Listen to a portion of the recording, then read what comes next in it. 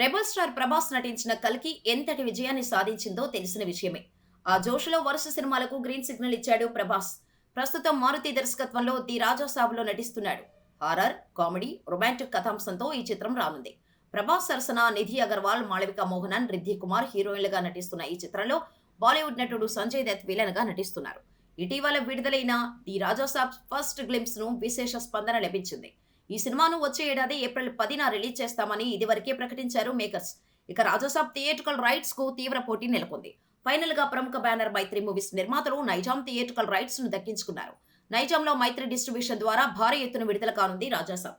RTC cross road లోని సంధ్యా 70mm ను రాజాసాబ్ కోసం ఇప్పుడే లాక్ చేసేశారు మైత్రి నిర్మాతలు. కల్కి సూపర్ హిట్ తో తర్వాత రాబోయే రాజాసాబ్ డే 1 భారీ ఓపెనింగ్ రాబట్టే అవకాశం ఉంది. ప్రస్తుతం ఈ సినిమా చిత్రీకరణ హైదరాబాద్ లో జరుగుతుంది. ఈ షెడ్యూల్లో ప్రభాస్ కు సంబంధించిన సీన్స్ షూట్ చేస్తున్నారు.